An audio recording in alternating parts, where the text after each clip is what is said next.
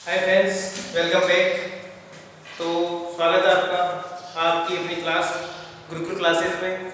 और जैसे कि मैंने अपनी पिछली जो क्लास थी, पिछली जो वीडियो थी, उसमें आपको एयरड्रॉप्स के बारे में बताया था, एयरड्रॉप्स की डेफिनेशन, उसके प्रकार के बारे में बताया था। और साथ ही मैंने उस वीडियो में एयरड्रॉप्स के 2 प्रकारों के बारे में मैंने आपको बता दिया है। तो चलिए आज ही क्लास में एयरड्रॉप के जो अगले जो प्रकार है उसके बारे में जानते हैं। तो चलिए देखते हैं कि पहला जो एयरड्रॉप है, नेक्स्ट जो एयरड्रॉप है वो कौन सा है। नेक्स्ट जो एयरड्रॉप है वो अपने airdrop of palace. Airdrop of palace जो है वो हमें ये बताता है कि जो कोई भी जो एक्शन है या फिर कोई भी जो कार्य है वो कहाँ होता है, कहाँ हुआ है या फिर कहाँ हो रहा है। अर्थात ये बताता है कि एक्शन कहाँ हो रहा है या फिर कहाँ हुआ है, कहाँ होगा, इन सब के बारे में ये हमें बताता है। तो अब देखते हैं कि वो जो एयरड्रॉप है वो कौन कौन से हैं जो हमें इसके बारे में बताते हैं। जैसे हेयर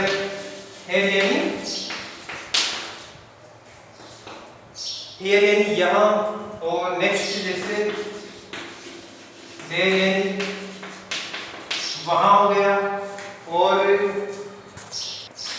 और जैसे इनसाइड यानी अंदर, जैसे आउटसाइड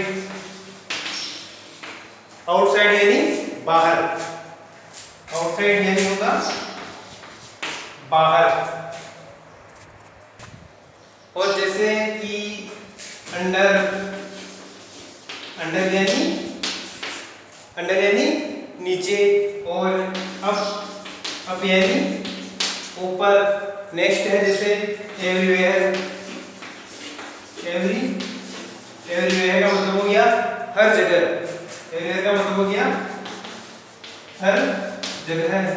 नेक्स्ट हो गया समवेयर का मतलब कहीं, समवेयर का मतलब कहीं। और नेक्स्ट देखिए कुछ और एडवर्ब्स है उनके अलावा, जैसे कि इनका मतलब में हो गया आउट मतलब बाहर।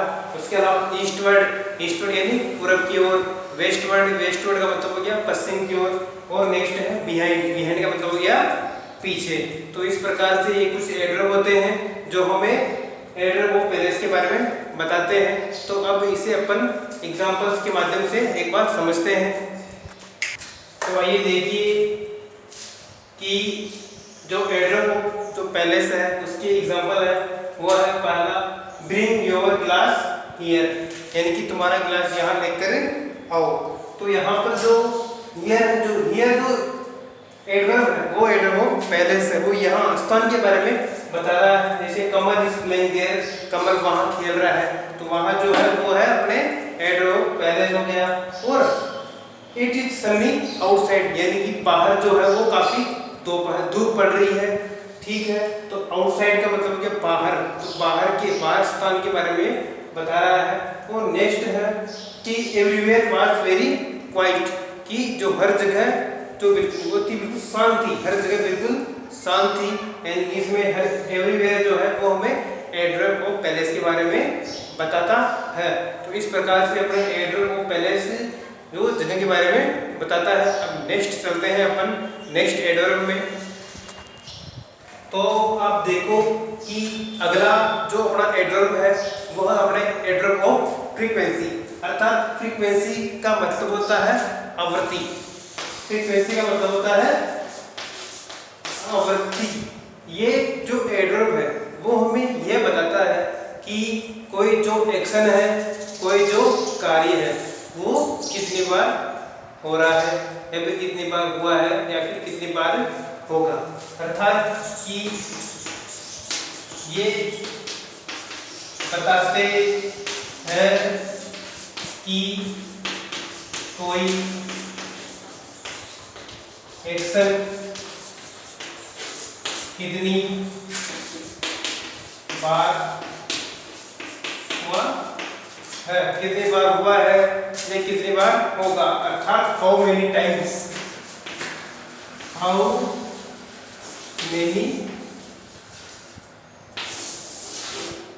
मेनी टाइम्स के बारे में ये हमें बताता है कि कितनी बार हुआ है कोई कार्य। अब वो एडवर्ब कौन कौन से हैं आइए देखते हैं। तो आइए देखते हैं कि वो जो एडवर्ब है वो एडवर्ब कौन कौन से हैं। जैसे यहाँ पे लिखा हुआ है समटाइम्स, समटाइम्स का मतलब हो गया कभी कभी, ऑफ्टन का मतलब हो गया अक्सर, सेल्डम यानी कभी कभार, यूजुअली यानी अक्सर, ऑलवेज यानी हमेशा, एवर यानी कभी, जनरली का मतलब होता है आमतौर पर। नेक्स्ट है अपने रेयरली यानी बहुत कम, और मंथली का मतलब हर महीने, और मंथली का मतलब होता है मासिक भी होता है। यहाँ पर मंथली का मतलब हो गया मासिक, एंड ईयरली का मतलब हो गया वार्षिक।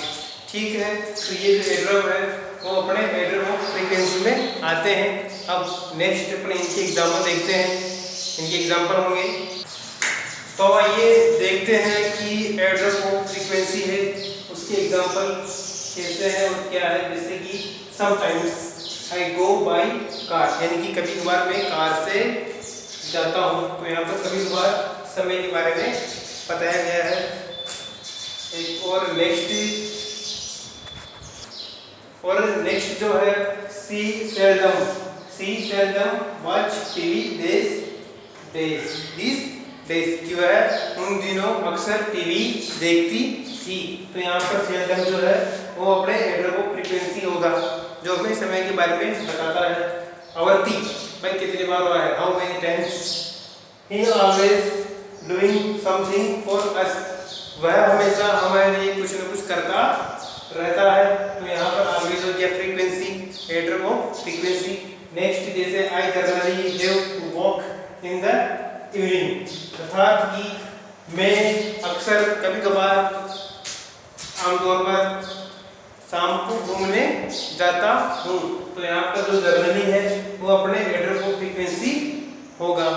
ठीक है, तो इस प्रकार से ये वर्ड जो है वो एडवर्ब ऑफ फ्रीक्वेंसी कहलाते हैं। अब नेक्स्ट जो एडवर्ब है, चलिए आइए उसके बारे में जानते हैं। तो अब देखिए कि नेक्स्ट जो अपने एडवर्ब है वो एडवर्ब होगा अपने एडवर्ब ऑफ डिग्री, अर्थात ये एडवर्ब ये बताता है कि कोई जो एक्शन है वो कितना ज़्यादा हुआ है। यहाँ आप देखिए कि कोई जो एक्शन है कितना ज़्यादा हुआ है, अर्थात ये जो एडवर्ब है ये हमें बताता है कि हाउ मच के बारे में बताता है कि कितना ज़्यादा या किस हद तक, अर्थात किसके दो वर्ग होते हैं कि कितना ज़्यादा या किस हद तक। ये दो बातें इस एडवर्ब से पता चलती है कि कोई जो एक्शन है या फिर कोई जो कार्य है वो कितना ज़्यादा हो रहा है या फिर किस हद तक वो कार्य हो रहा है। तो अब अपन ये देखते हैं कि इस एडवर्ब में कौन कौन से वो वर्ड हैं जो हमें ये चीज़ें बताते हैं। तो आप देखिए कि वो जो एडवर्ब्स वाले वर्ड जो है वो कौन कौन से हैं।